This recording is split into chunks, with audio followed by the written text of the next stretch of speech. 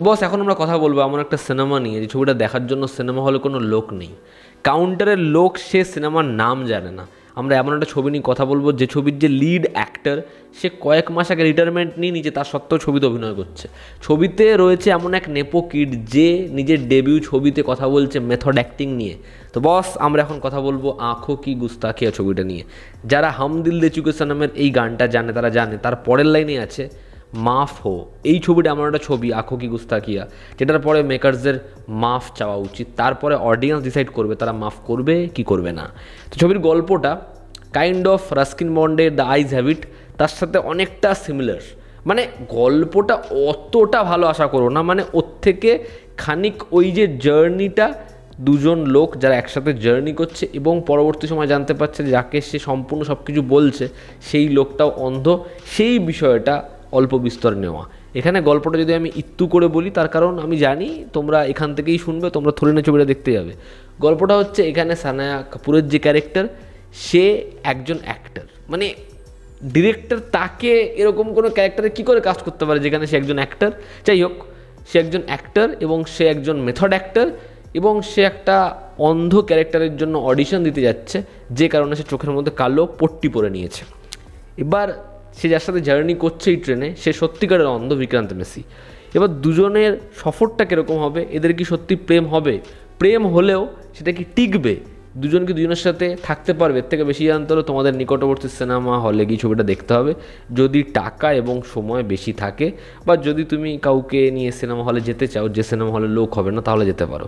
ছবির পজিটিভ দিক নেগেটিভ দিক আমার কাছে এই ছবির জন্য খুব খুব কম পজিটিভ দিক রয়েছে। প্রথম হচ্ছে এই ছবিতে যতক্ষণ সানায়া কাপুরের চোখে পাট্টি ছিল এবং শটগুলো এক্সট্রিম ওয়াইড, আলট্রা ওয়াইড, আরও যদি কিছু ওয়াইড থাকে, একদম চলে গেছে ড্রোনে, এরকম কোনো শট নেওয়া হয়েছে, সেখানেই মনে হচ্ছে ছবিটা ভালো লাগছে। ছবিতে যেহেতু বিশাল মিশ্রা মিউজিক করেছে, ছবির গানগুলো ভালো এবং যে মোমেন্টে গানগুলো আসে সেই মুহূর্তগুলো কিন্তু ওয়ার্ক করে। এটা ছবিতে মোমেন্টস ওয়ার্ক করে এমনটা খুব কম বলতে পারবো গান ছাড়া। কিন্তু যেহেতু ছবির প্রথম 15 মিনিট সেটা ওই আইজ হ্যাবিটের সাথে খুব বড় করে একটা সিমিলারিটিস রাখে, সেই জায়গাটা মূলত শুরুর যে জায়গাটা সেটা ভালো লাগে। আমার মনে হচ্ছিল ছবিটা আমাকে অবাক করছে, ছবিটা ভালো হতে পারে, বাট সেখান থেকেই তো ছবিটা পড়া শুরু করে, মানে ট্রেনে নামলো ছবি ধসে গেল। তো এই প্রথম যে 15-20 মিনিট সেটা ভালো লাগে।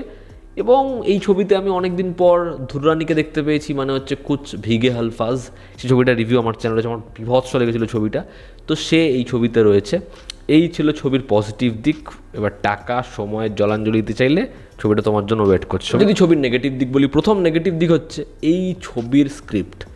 ছবির গল্পের মধ্যে যা যা জিনিসপত্র হচ্ছে এবং স্ক্রিপ্টে যেরকমভাবে সেগুলো এসেছে সেগুলো বিশ্বাস করা যায় না, সেগুলো কোনোভাবে কনভিন্সিং নয় এবং সেটা দেখতে যে খুব একটা ভালো লাগছে এটাও আমি বলতে পারবো না। মানে কিছু ছবি হয় না, তুমি লজিক ফজিক ছেড়ে দাও, ছবিটা দেখতে ভালো লাগছে, এই ছবিটার ক্ষেত্রে সেটাও হয় না এবং লজিকের মা মাসি করে দিয়ে যা যা জিনিসপত্র হচ্ছে সেগুলো খুব খুব খারাপ আর কি। এবং ছবির সেকেন্ড হাফ, সেখানে ভাই কি হচ্ছে, গল্পটা তো এগো, মানে এবার তো কিছু হয়ই না। সেখানে দুজন যেরকম ধরনের জিনিসপত্র করছে, এ ডান্স করে যাচ্ছে, এ পিয়ানো বাজিয়ে যাচ্ছে, তারপরে যেরকমভাবে কনফেস করছে, চড় মারছে, ঘুরে বেড়াচ্ছে, আরে হচ্ছেটা কি বস, মানে এরকম ধরনের ঘ্যান ঘ্যানে প্যান প্যানে আমাদের এখানকার সিরিজের ন্যাকা কান্নাগুলোও হয় না। সেকেন্ড নেগেটিভ দিক হচ্ছে এখানে পারফরমেন্স। দেখুন ছোটোবেলা থেকে আমাদের বাড়ির লোক বলে থাকে যাদের সাথে আমরা মিশবো সেই বন্ধুগুলো যেমন হবে আমাদের ওপর কাইন্ড অফ সেরকম ধরনেরই এফেক্ট পড়তে থাকবে।